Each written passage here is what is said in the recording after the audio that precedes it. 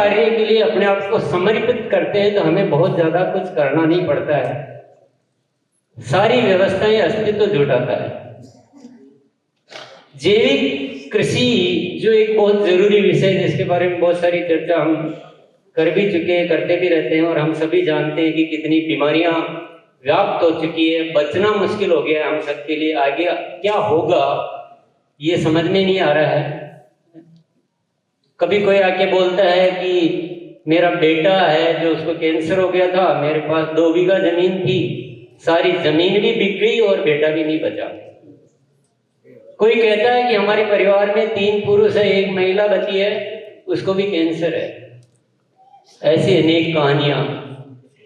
जमीन के बारे में बात की जाती है कि पंजाब में अभी नॉर्मल ट्रैक्टर तो चलते ही नहीं, वहाँ एक अधिक पावर के ट्रैक्टर होते ही खेती की जा सकती है, अन्यथा वह कहीं चलता ही नहीं ट्रैक्टर। इतनी यूरिया खा खा के जमीनें सख्त हो गई है। इससे बड़ी जो है हमारी गाय, जो गौ माता सड़कों पर घूम रही है, जिसे हम बोलते आवारा पशु की जैसे उसको गिनती गिनी जा रही है।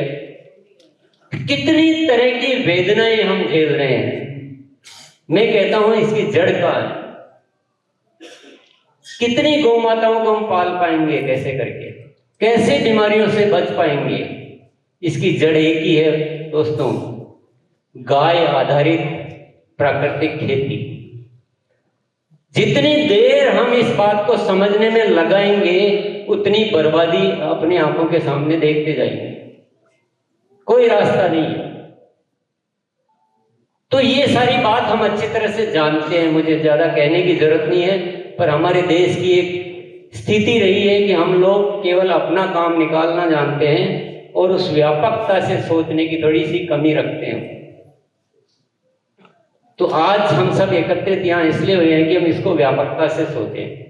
मैं आपको गारंटी दिलाता हूं, आप इस कार्य को ईश्वरीय कार्य मान के पूरी शक्ति से आप समर्पित हो जाओ, सारी शक्ति आपके साथ अपने आप चली आती जाएगी। कुछ महीनों पहले की ही बात है, बार बार ये मन में ख्याल आ रहा था कि कोई पर्यावरण के लिए आ रहा था, कोई गौ सेवा के लिए आते हैं, कोई समाज सेवा के लिए आते हैं। मैं एक ही प्रश्न उठाता है, आज की डेट में सबसे ज्यादा जरूरी है इस जहर मुक्त खेती को करना। ये विषय सबसे ज्यादा इंपॉर्टेंट है।